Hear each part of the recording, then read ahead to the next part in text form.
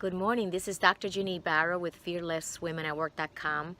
It's getting a little bit chilly out here as the October month is getting underway.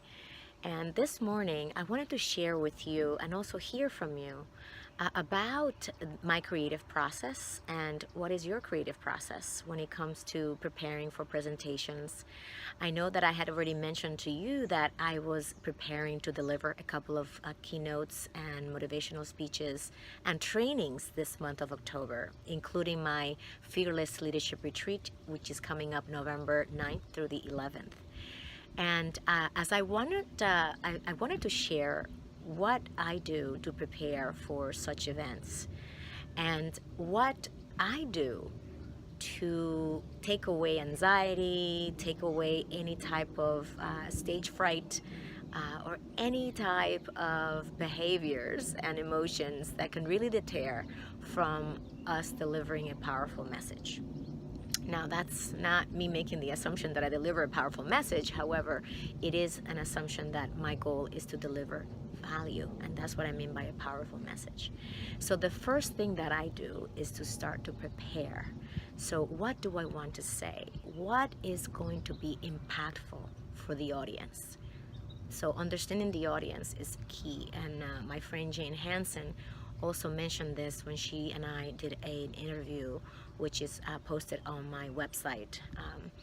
And preparing for what you're going to say and how you're going to say it is going to give you a lot of confidence, because you won't have to figure things out as you go. Although it's always good to be curious and to pivot depending on what you notice from the audience, but that's a whole different thing, right?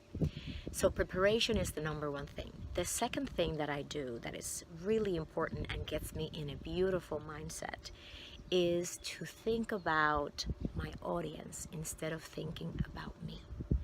So what I mean by that is I think about what would be meaningful and important for this audience to hear. And I know that I don't know everything. I only know what I know and what I know well. And all that I can do is to translate and to give out and pass that information on to my audience in the best way possible, in the most engaging way that I possibly can. And when I do that, when I focus on my audience and what I can contribute to my audience, I no longer worry about me, how people will perceive me, what people will think about me, how they may judge me or not. I completely relax into my unique value and what I am offering my audience. So that's the second piece of what I do. First is prepare. Second is think about my audience and how I can add massive value to my audience.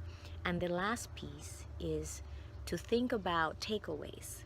What can they walk away with that they can implement if they choose to bring about change in their lives and get inspired to improve their lives in whichever way they think they need to improve their lives.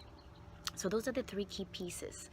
And the third piece that I mentioned is really up to your audience. So there's nothing that you can do about that other than, again, share your unique value and combined with your message and other messages that they're hearing, the audience will make up their mind and choose to implement whichever portions of what you share with them.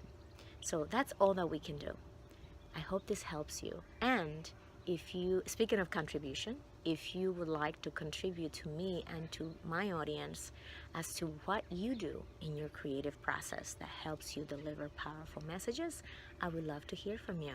Please leave a comment and I would love to reply. And you can find me at fearlesswomenatwork.com. Have a wonderful day.